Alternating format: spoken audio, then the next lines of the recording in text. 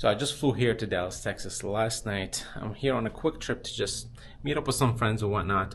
And I figured for today's video, I'm going to share with you the gear that I carry with me that I use for creating music and content. So here it is. Okay, so on this trip, I decided to bring my KO2 from Teenage Engineering as my beat making machine.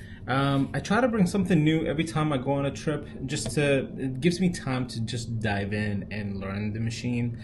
And this thing is amazing. It's got like a lot of loaded samples in there. You can load your own samples. And I've been really enjoying the workflow on this thing the more I get to learn it and know how to navigate it. And it's what I like about it mostly is how portable it is. The size is perfect. It's got a built-in speaker. I can also still use my headphones. It's got a built-in mic so I can sample things on the go too, straight into it. And yeah. I was even using it on the airplane, and the lady next to me probably thought I was doing some very intense calculations on this calculator. And on this trip, because again, I wanted to keep it minimal, I didn't bring my laptop with me. Instead, I brought my iPad. I've been really trying to make a case that I don't need my laptop with me when I'm traveling, and just that I can do everything with my iPad. I also make sure that I bring in the Magic Keyboard with it. I think this is a great setup, a great combo, because it can sit like this, like a laptop, you can type in, but also if I just want to use a tablet, it detaches easily and I can just use it like an iPad tablet mode.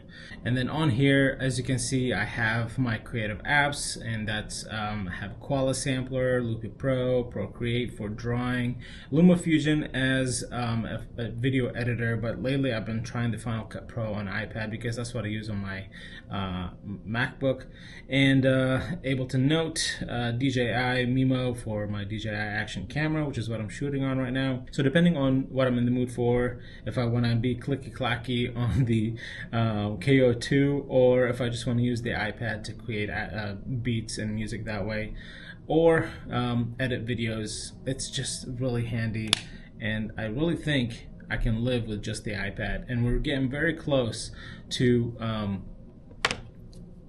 be able to do everything on the iPad without a MacBook.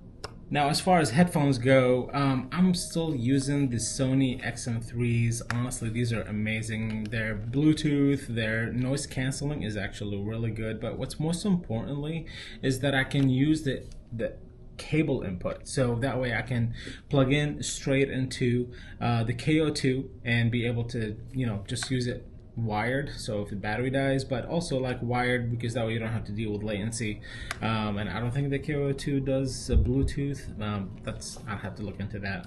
But anyways, those are super handy when I'm traveling, again, for the flexibility that you can use them as Bluetooth and has amazing noise canceling, but then also you can go wired, which is great for if you have a beat machine or you want to listen to something with no latency. And when it comes to making videos, I don't want to be carrying around a big camera with me. I keep my Sony camera in the office at home, and on the go, I'm actually usually using either my phone or the Action 4 by DJI. I think this is a great camera. The stabilization is amazing with the Rocksteady, has great quality. As long as you have like good lighting, like it's good in low light, I would say. It's not as good as the Osmo, but it's really good. There's a lot of settings you can kind of manipulate and change to be able to get a good quality video even in low light. And then if I don't have my camera with me, like I said, I'll be using my iPhone. I'm still rocking the iPhone 14 Pro. I think it's time to upgrade, but we'll see what Apple pushes out this year when it comes to iPhone. And then when it comes to mics, and if I need a good quality audio, I mean, the built-in microphone in the Action 4 is actually pretty decent. It's really good. That's what I'm using right now. But if I do need a microphone, that I am using these lav mics by Hollyland. This is the Lark Mark II, and I love it because it comes with two microphones, and they're super small, and it's got the magnet in the back, so you can kind of like clip it on your shirt. And this is a charging case, so it charges it on here. This is what you would usually put on the camera if I'm using my Sony camera, but if not, hang on one second. If not, then I am using, whoops,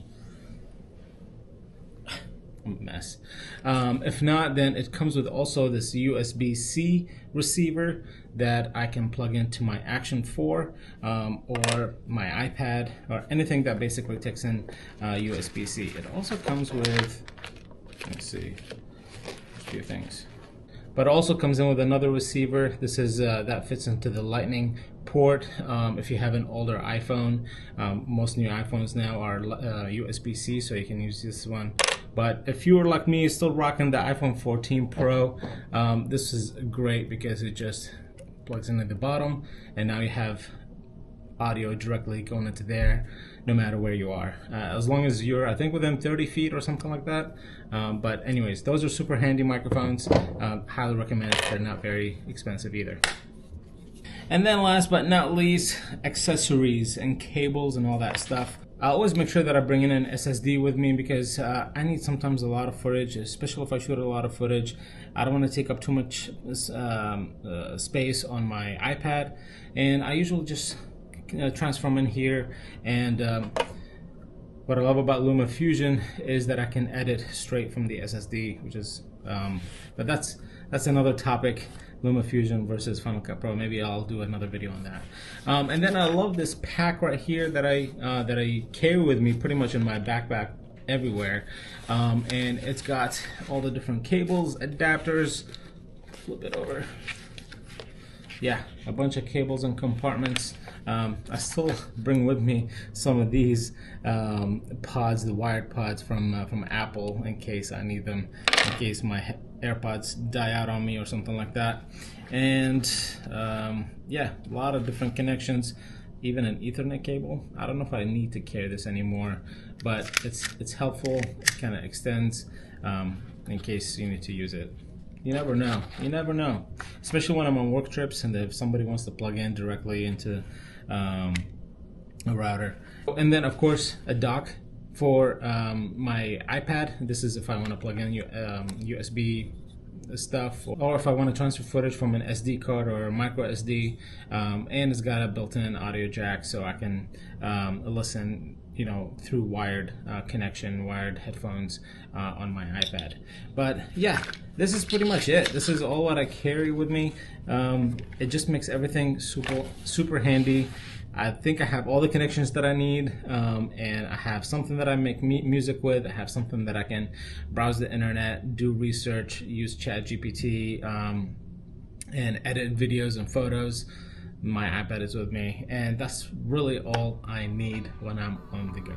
Thank you for watching this video. Now, if you decide to take your MacBook with you, then I highly recommend watching this video right here. I talk about my favorite Mac apps that I use as a creative and a musician. Go check it out.